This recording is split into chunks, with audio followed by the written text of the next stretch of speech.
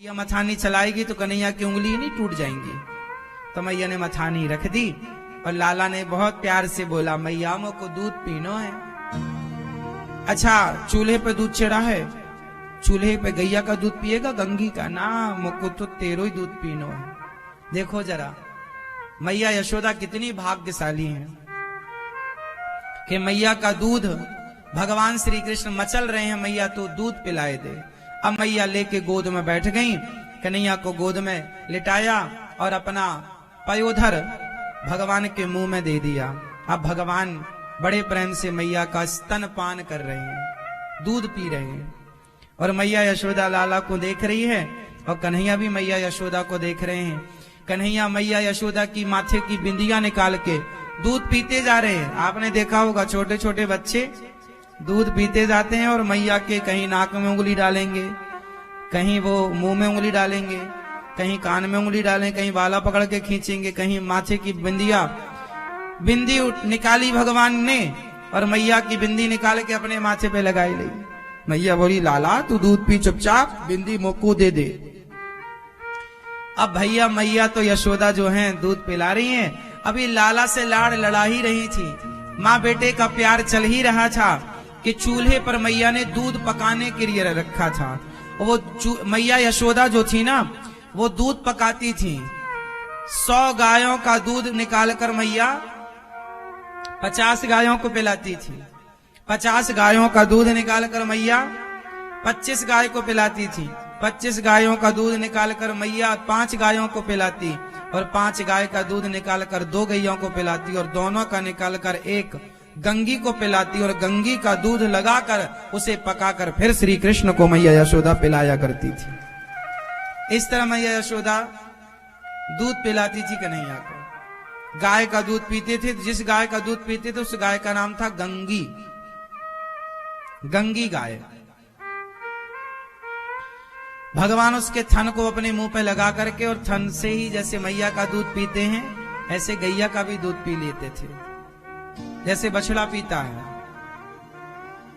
ऐसे भगवान पी लेते थे। और मैया यशोदा भी दूध पिला रही थी कि चूल्हे का दूध उफन गया। भगवान ने मैया ने तुरंत भगवान को छोड़ा और दौड़ पड़ी।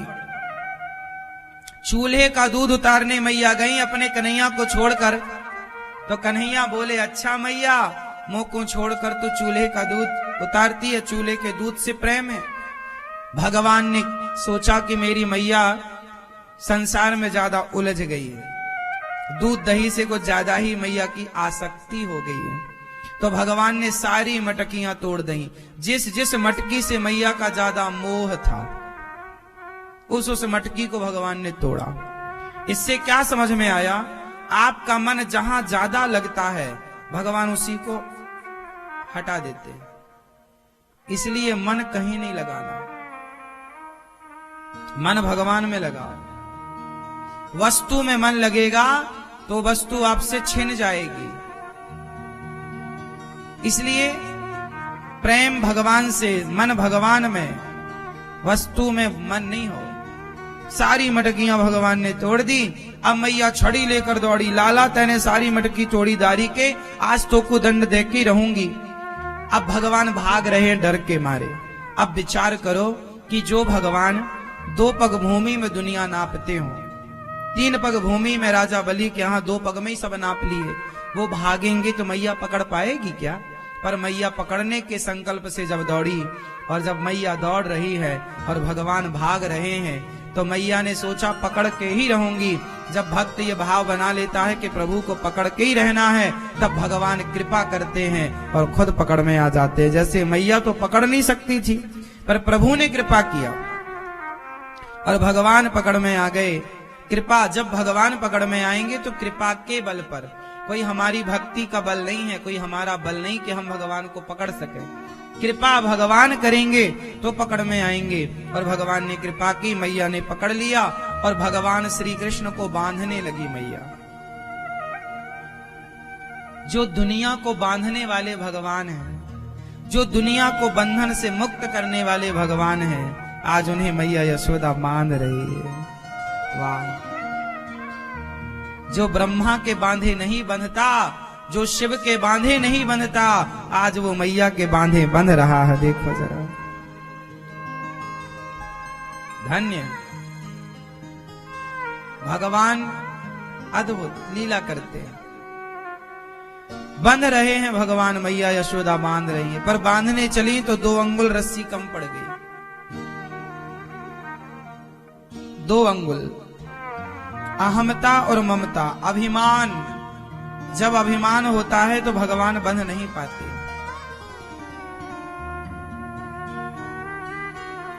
इसलिए अभिमान का परित्याग कर देना चाहिए। अहमता और ममता, अभिमान त्याग दो। क्या त्याग दो मेरी मां? घमंड, एटीट्यूड, ईगो, दर्प। ये जो घमंड है ये बहुत अच्छा नहीं है। अभिमान हमें भगवान से दूर करता है। अभिमान हमें भगवान से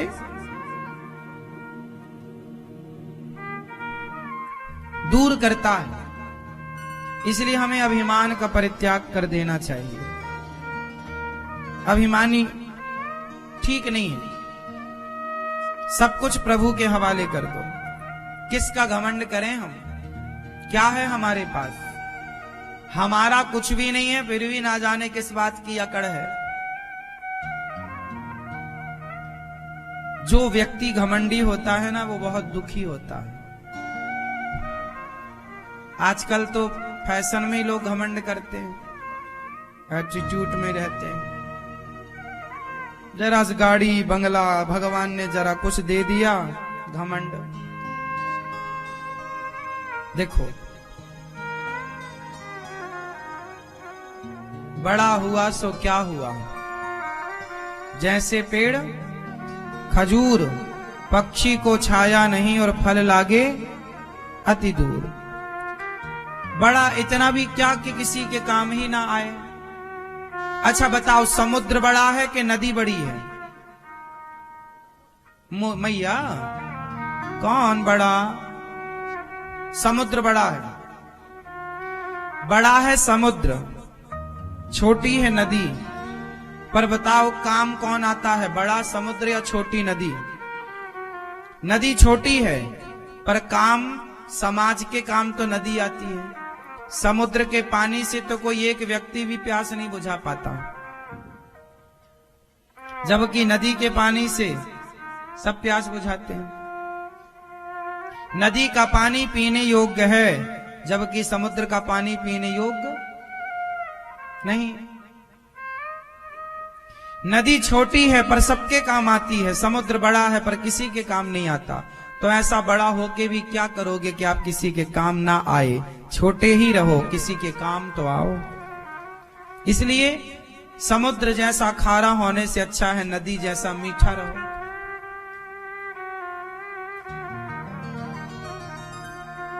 छोटे रहो पर काम आओ।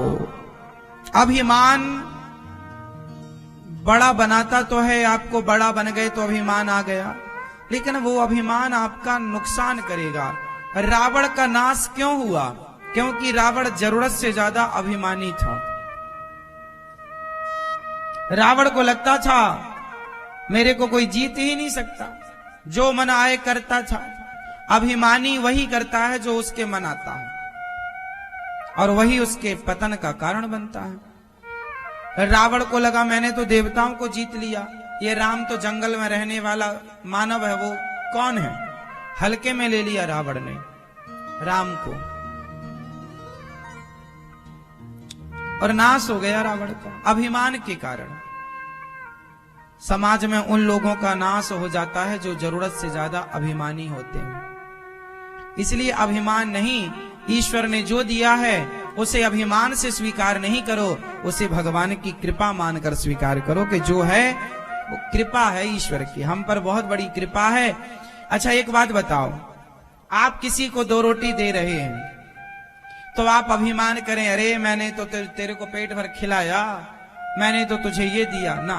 इस अभिमान में ना रहो कि आपने किसी को दिया, बल्कि ये भाव बनाओ कि ईश्वर ने आपको 2 रोटियां देने के लायक बनाया है। ईश्वर ने आपको चुना है देने के लिए। ये ईश्वर की कृपा है। अभिमान ना, घमंड ना हो। मेरी मां, अभिमान से बचो। किस चीज का अभिमान है? आजकल ना लोग जरा सा पैसा पाते हैं तो अभिमानी हो जाते हैं। अरे जितना पैसा आपके पास हो उतनी आपको नम्र होना चाहिए, सरल होना चाहिए। समाज में कौन लोग घमंड ज्यादा करते हैं? अच्छा बताओ। आपने कभी बनियों को अभिमान में देखा? कोई विशेष कोई व्यक्ति हो जो हो तो हो, बनियों के पास बहुत पैसा है पर फटा सा कुर्ता पहन के रहते हैं, दुकान में काम करते हैं।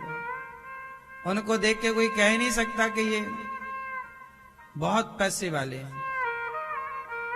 बनिया आदमी बिल्कुल सामान्य रहता है। पैसे को पचाने की शक्ति केवल बनिया के पास है।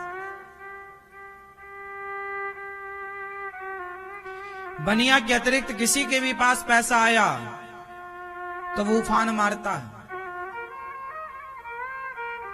क्योंकि पैसे पचाने की क्षमता नहीं है सबके पास। जैसे ज्ञान को पचाने की क्षमता केवल ब्राह्मण के पास है। समाज में और किसी के पास ज्ञान आएगा तो वो सबके पास बैठ के अपना ज्ञान बघारेगा और वो यही कहेगा कि तुम तो बेवकूफ हो, देखो हम कितना जानते हैं। किसी के पास जरा सा ज्ञान आ जाए तो वो ज्ञान वो आपको जीने नहीं देगा। वो कहेगा हम ही ज्ञानी, तुम क्या आता है तुम्हें, जबकि है जरा सा। वो सूर्पनखा के पति का नाम याद कर लेगा तो वो सबको बताएगा, जी हम तो बहुत बड़े ज्ञानी, हम तो सूर्पनखा के पति को जानते हैं।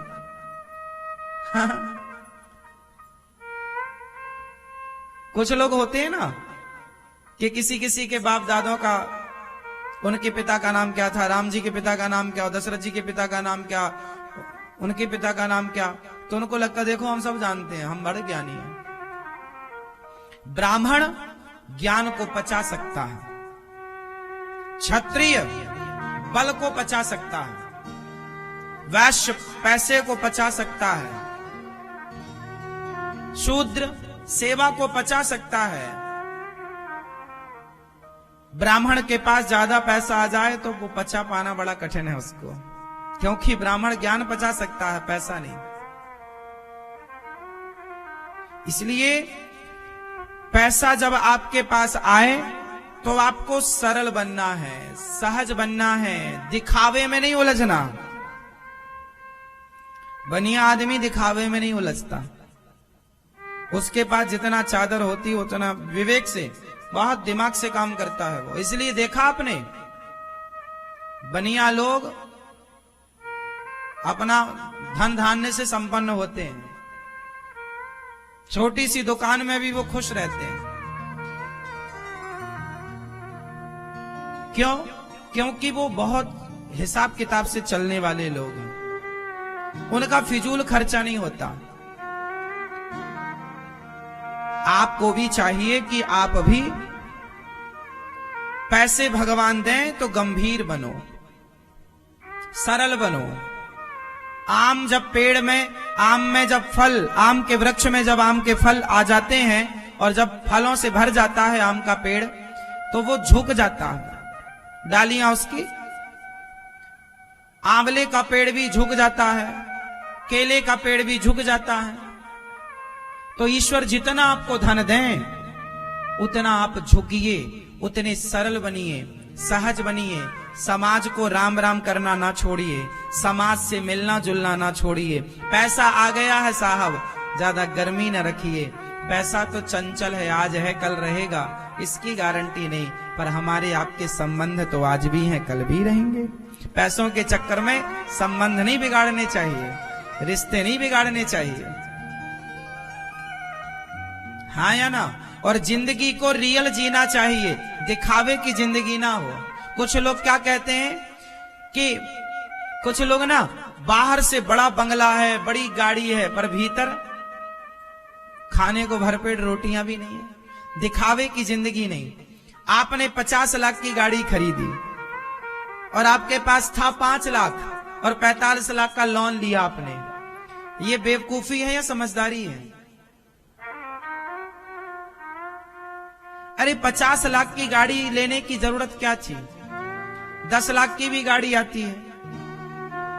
15 लाख की गाड़ी ले लेते और तुम्हें चलना ही कितना था? 25, 50, 100, 200 किलोमीटर चलना था। तो 15 लाख की गाड़ी से भी हम सबका बढ़िया आनंद से जीवन गुजरता है। लेकिन आप दिखावे में चले गए, अरे हमारे पास तो गाड़ी होनी चाहिए।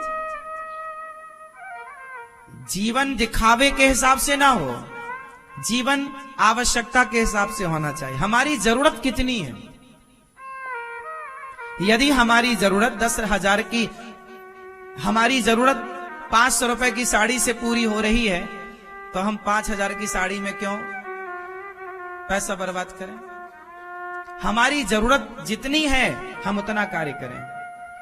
आजकल लोग जरूरतों के हिसाब से नहीं चल रहे हैं, दिखावे के हिसाब से। इतना बड़ा घर बनाएंगे, अरे घर छोटा चलेगा, बिजनेस बड़ा हो आपका, कारोबार बड़ा हो आपका, फिर घर बड़ा हो जाएगा, कोई बड़ी बात नहीं है।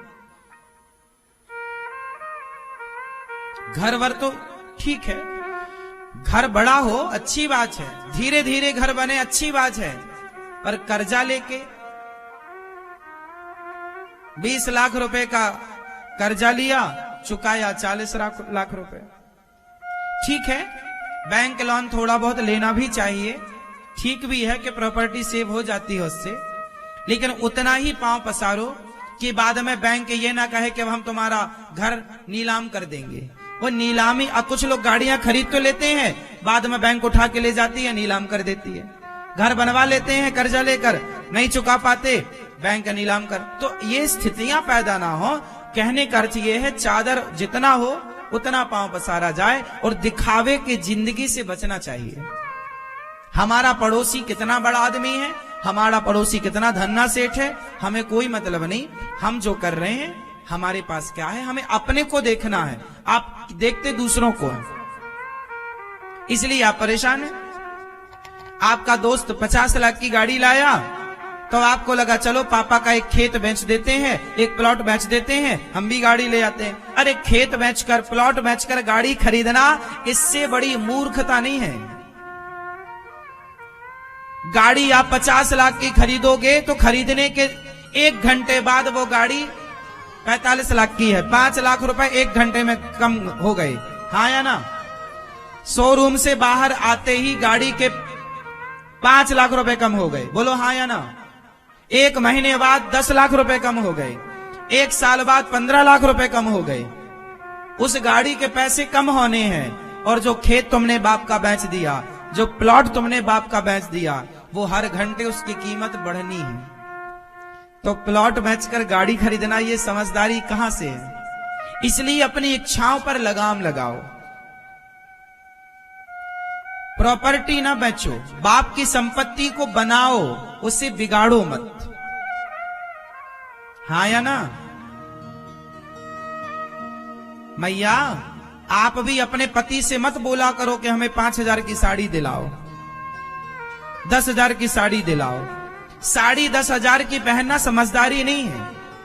साड़ी तो 1,500 की पहन लो भाई। 10,000 की एक साड़ी से अच्छा है 2,000 की 5 साड़ी ले आओ, तो 5 कलर की हो जाएंगी, 5 फंक्शन के लिए हो जाएंगी, और वो 10,000 की तो एक फंक्शन के लिए हुई। दोबारा तुम पहनती भी नहीं हो, पर वो साड़ी दूसरी बार के यार पहन के गए तो थे। वो पैसा जो है उसे बचाओ, बच्चों की पढ़ाई में लगाओ, अपने बिजनेस में लगाओ, अपने आपको सफलता में वो पैसे खर्च करो। ज्यादा शौक में ना उलझो, जीवन सादा हो, इच्छाएं कम हो और आपकी कामयाबी ज्यादा हो। समझ रहे हैं बात? और जिस दिन आप कामयाब हो गए तो फिर गाड़ी और बंगला मायने नहीं रखता साहब, बहुत बड़ी बातें नहीं है।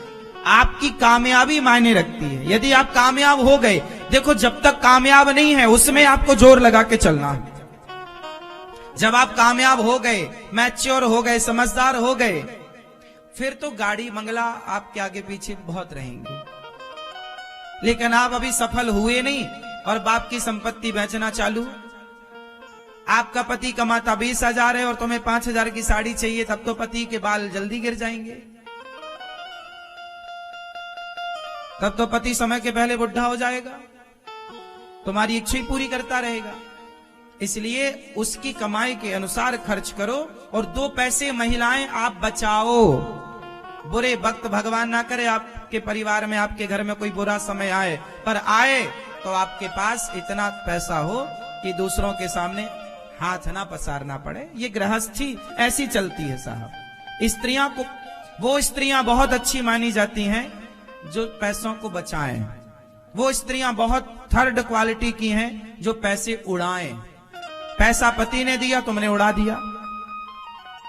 पैसा पति दे, उसे संभाल कर रखो, 1 भी रुपए खर्च ना हो। व्यर्थ में क्यों?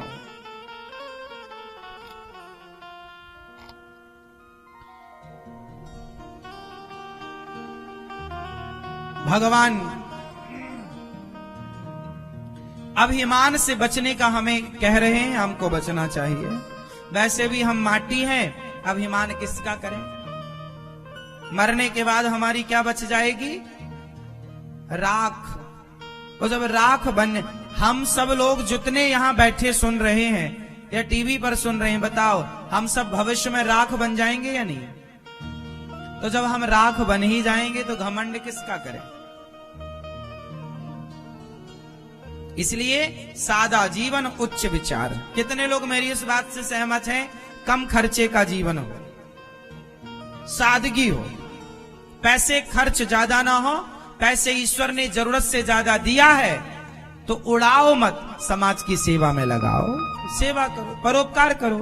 किसी गरीब बेटी का विवाह कराओ, भूखे को रोटी दो, प्यासे को पानी दो, निर्वस्त्र को वस्त्र दो, समाज की सेवा करो। भाई पैसा आपके पास है, इसका मतलब विधाता की आप पर विशेष कृपा है और उसका सदुपयोग हो। हम ये नहीं कि पैसा है तो 50,000 की साड़ी पहनने लग जाएं, पैसा है तो 5 लाख की दारू पीने लग जाएं। ये तो पैसे का दुरुपयोग हुआ ना।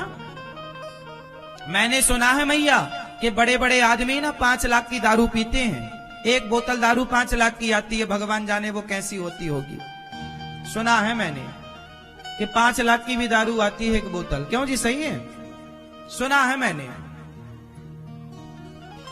बड़े बड़े जो आदमी हैं, बहुत बड़े आदमी जो होते हैं ना, धन्ना सेठ, वो 5 लाख की बोतल, एक शराब की बोतल आती है 5 लाख की, वो पीते हैं। मैं तो सुन के बड़ा ताज्जुब मुझे लगा। चरस अफीम भी बहुत महंगा आता है, मैंने सुना है, लोग इसका भी नशा करते हैं। ताज्जुब लगा मुझे कि भगवान ये 5 लाख की शराब पीते हैं, इस 5 लाख में तो ना जाने कितने गरीब बाप की बेटियों का विवाह निपट जाएगा। गरीब बाप की बेटियों का 5 लाख में तो मुझे लगता है गरीब आदमी का पूरा विवाह बताओ कितने में निपट जाता है बेटी का? आप बताओ। गांव का जो बिल्कुल सबसे गरीब आदमी है, जब वो अपनी बेटी का विवाह करता है तो बताओ उसकी बेटी का विवाह कितने में निपट जाता है? जरा मुझे भारत का सबसे गरीब तबके के बेटी का विवाह का खर्चा बताओ, ये मैया बताएंगी। हाँ, 2 लाख। ये मैया बता, टोपा वाली मैया 50,000, हाँ 25,000, ठीक है। आप बताओ मैया, भारत का जो सबसे गरीब आदमी है उसकी बेटी का विवाह कितने रुपए में होता है? आप बताओ। हाँ, 1 लाख 2 लाख चाहिए? आप बताओ मैया।